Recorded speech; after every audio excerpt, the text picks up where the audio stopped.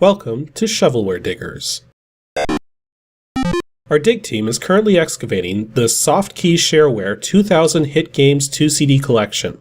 You can find a link in the video description containing the entire directory structure of this archive. Sorry there wasn't a video last week, guys, but I was kinda sick, and as you can probably hear, I'm still not 100% better. But in any case, this week we've got these games lined up from our diggers. For more information on how to join the dig team, simply head on over to the Patreon page linked to in the video description. Now without further ado, let's begin. First up, a new digger, Captain Crazy Hats, dug up WINGAMES /WC/OHNO. Okay, let's see if we can get a little better luck with this one. Oh no. I got a few more files here. We got a read.me. I hate when that happens. Because associating files for that kind of stuff, for like Notepad and stuff, is a lot more annoying to do in Windows 3.1 than it is on modern systems. Fortunately, there's drag and drop. So apparently this game is from March 2nd, 1994. Needs VB Run 300. Okay, it's there. And apparently this product was $10 for registration only, or $12 to receive registration and latest version to Financial Systems Associates. Okay. It's always interesting to see what company names these people came up with. Like, sometimes it was like actual big companies and everything, but anywho, let's go. I promise to register today. Said no one. Oh! I totally forgot about this. I've actually played this game before. This is one of my favorites. So, this is a dice game. Believe it or not. Let me just see if I can remember how to play this. So, you roll your dice. And 750 points needed to get on the board. I'm trying to remember how you actually... No, I'm gonna need to go to the... Because there's very specific things that you need to do to pull dice off the board from your rolls. Right, so you can either do a straight like that, you can do any three of a kind, or individual ones or fives, with the ones actually being worth more points. And the idea is that you can keep rolling the dice you still have that you haven't pulled, so long as you pick at least one of them. If you're not able to pull one of these dice off, then your turn is over. So, oh, and if you clear all of the dice, then you get to roll a whole new set of 6. Now it says 750 points are needed to get on the board, and what that's saying is that you have to actually score 750 points in a single turn to be allowed to start making points. So, I'm going to grab one of the ones. I could grab another one, or even the 5, but I'm going to roll again for the highest chance of rolling good stuff. We'll just pull 1. Nope. It's got a Star Trek alarm klaxon. So now the computer's playing.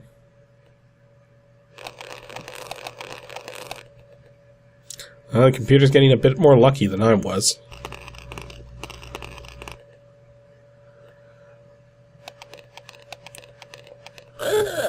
Nope, and there he goes. So, he doesn't get on the board, and now it's my turn.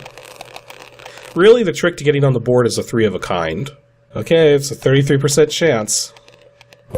Nope. Okay, so both the computer and I are still trying to get onto the board here. Oh. Oh, man. Okay, so that right there is 600 points. That's 700. A 1 or a 5, and I'm on the board. Ow! No, it was like my best chance at it. Oh, jeez, he didn't even get anything. Come on, 1 or a 5? Yes. Very good chance of being able to get on the board now. We are on the board. So that means I can actually start scoring points now, and I need a total of 10,000 points to be able to win. Now, until the computer gets 750 points or more on a turn, he can't start scoring points. There's actually a whole bunch of sound effects for if you fail a roll. Oh, this is a great roll right here, because you can just pull everything. I just do a whole other roll. And this is something else that can happen too, is that the computer will sometimes let you do wagers on the rolls. If you don't bust on your next roll, you get 200 extra points, otherwise you lose 200 points. Now these are random. Sometimes you're actually betting against yourself for the rolls. So, most of the time I don't like these bets, but we'll do it just this once.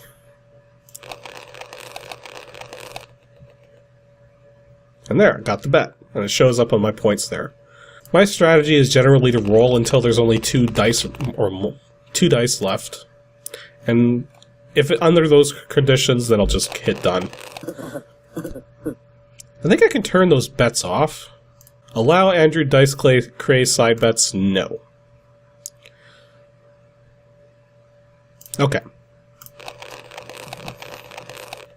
I actually kind of like the fact that I was able to change those options mid-game. And it is also done, if I'm remembering the rules to this game, it's done in such a way that the moment somebody breaks 10,000, the other player gets one more roll to try and break past the other player's score.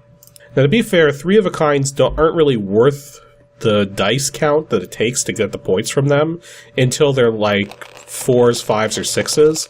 Because if it's 3s, then you're matching the amount of points you get if it was just 3 1s. And if it's 2s, it's actually worth less for the amount of dice it takes. Well, not counting when you have to go for the 5s, but... Ooh, that's 1,000 points right there. I'm stopping. Because that is going to seriously help. Oh no. Just as the title describes. Oh, he's in the lead. That's not good. This is coming down to it. He only needs 750 points to theoretically win, but then I still have one roll after he gets to past 10,000. Oh no. Oh no.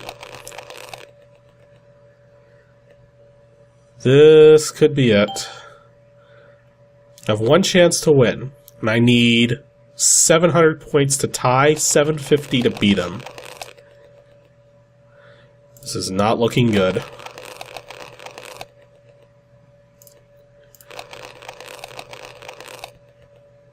Oh, yes. Come on, 150 points. That's all I need. Done. That was way too freaking close.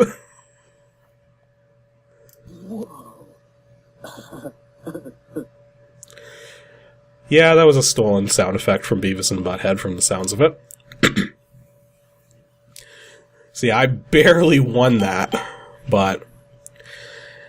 And now it's probably going to, like, auto-quit if I hit no, so I'm not going to do that. But yeah, oh no, this is a surprisingly good game if you like dice-type games. Because there's a lot of subtleties in the scoring here. Just from the nature of how you're rolling the dice and what the probabilities are. And it's extremely simple. This is like something you don't even need this program to play. You could play this with just a piece of paper, a pen, and some dice. So, yeah, I would say give this one a look if you could find it. Or just, if you guys saw the rules as it was going along, you could just play it at home. Now, Captain Crazy Hat's first dig was actually kind of a failed one. It was WINGAMES /unclassed /Elvis. And this failed because, well, Toggle Boolean's Elvis detector is designed to sense the presence of Elvis or his spirit in your vicinity. It includes some of the most reliable Elvis detection methods gathered from supermarket tap. What the heck? So it's an icon.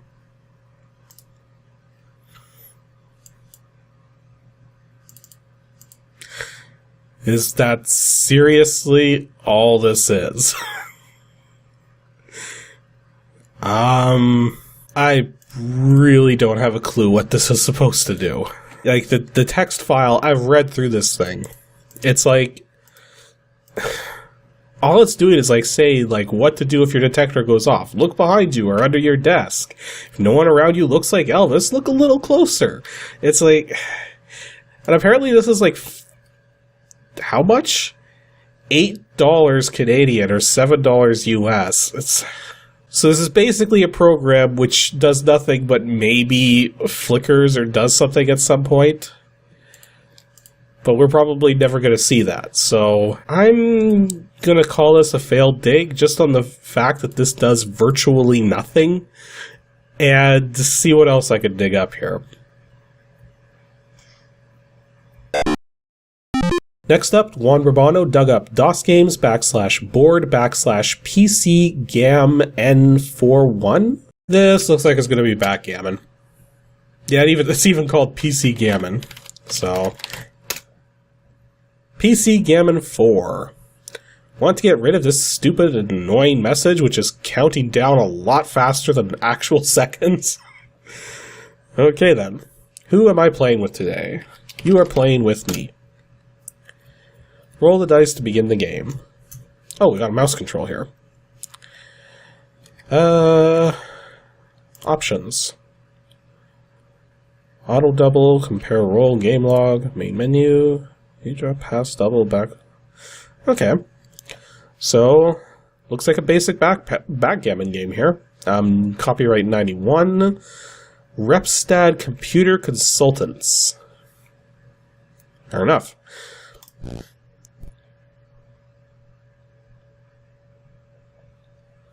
So apparently my rolling the dice caused him to go first. I got a feeling their cycles are a bit too high here. Okay, let's see if that cycles count works a bit better.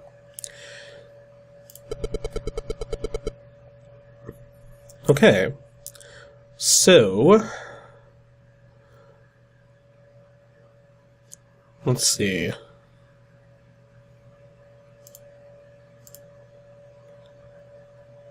Oh, really? I gotta do it one at a time?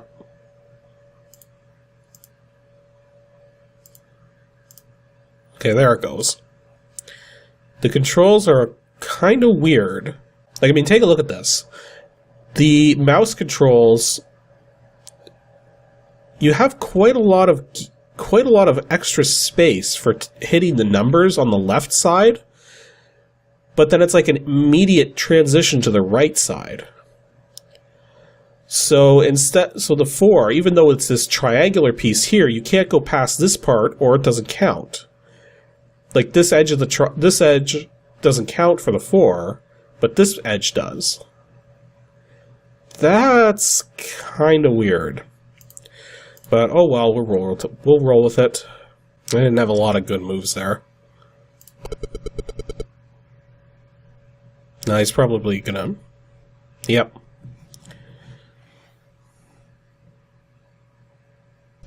So yeah, it's kind of hard to comment on a backgammon game.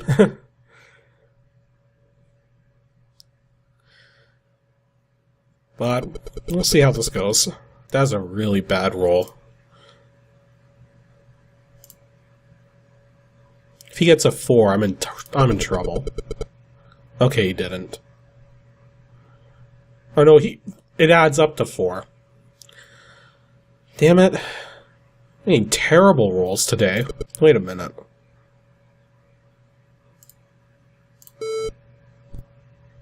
Yeah, so why do I have to... I can't exactly move this guy onto either of those. So what, do I have to... I guess there's a pass button. Look at him, he's getting like the perfect rolls. Now mind you, he's got a lot of singles out here right now. Like, I mean, if I roll a 6, he's in trouble. Of course, I have to get off the bar first. No, this is not going well. And look at that. It's like he got perfect dice rolls to get his stuff like that. 5 and a 2, that's what I want right now. But that's not a 5 and a 2. Yeah, I don't have a chance in hell of beating him at this point. So might as well just hit the forfeit button. So yeah, a basic backgammon game. A little weird because it does a lot of things manually. Like, you have to clear your turn when you have to manually set when you're done with your turn and everything, and then there's a pass button so that if you can't move, you have to basically tell the game you're passing. So it's kind of manual in that sense, but like, I mean, the game does work. That almost seemed too perfect, the way those dice rolls were going up like that. It makes me kind of wonder if maybe the computer's cheating, but you never know. It could have just been really bad luck on my part. In any case, basic backgammon game, so that's your kind of thing. Here you go. And we're ending things off with a team dig today. Robert Mackey and Michael Madsen both dug up DOSGAMES /adventure /ENVGA. Okay, let's see what we got here. Night VGA. Okay. It's hard to type when you can't see the keyboard. The Endless Night. This game is the first part of a two-part adventure. First part is Shareware and is a complete and fully playable game. However, once you have completed this quest, I am sure that you will want to continue the story by ordering the second part. Please see me. Okay. 1993, Andy Wood. Let's go. Mythic Art Software presents a sun setting and stars coming up. Endless Night. Andy Wood.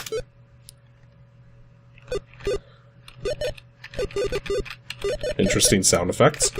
The story. There is no story up to this point, for you have no memory. Oh. Judging from the dampness and the extremely faint glow defining a mouth in front of you, you are in a cave. It is completely dark. There is virtually no light, not even moonlight. Instructions. Play the Endless Night. You need a PC compatible with VGA or MCJ graphics, which means I wouldn't have gotten this far if I didn't already have that. Only controls are the 4 arrow keys. Okay. Use the arrow keys to move, enter to continue after reading text. S to save. When the game begins, you'll be wandering around in the dark. Unless you want to be feeling your way around in the dark for the rest of the game, you should try to find the town as soon as possible. Better map your way. You may end up walking in circles. Once you find the town, you'll get a lantern. The game is much easier when you can see. Once that is out of the way, you'll be able to proceed with your adventure. Huh. Okay, that is some sort of special effect there. Gradually come to your senses. It's very dark. Get up and walk around. Whoa.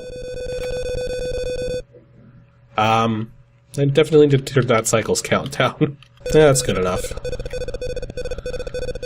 It literally is pitch black.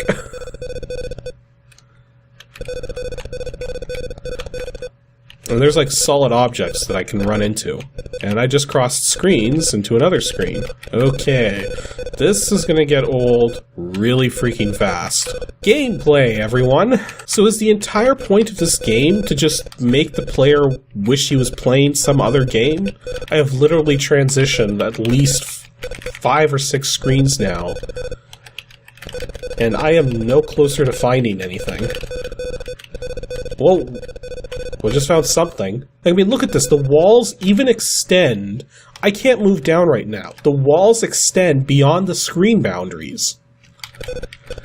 Like, how are you supposed to know there's walls there, even if you could see where you were going? This maze is very particular about everything. Like, I mean, it says you have to make a map to get through this. They don't mean a map. They mean literally plotting out every single space you can walk on. That is not gameplay.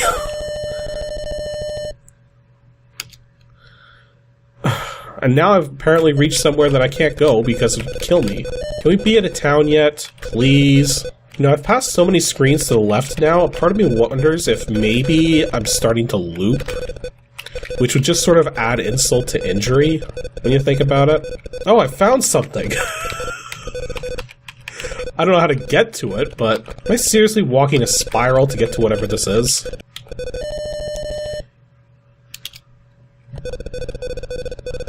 So I have a horse now.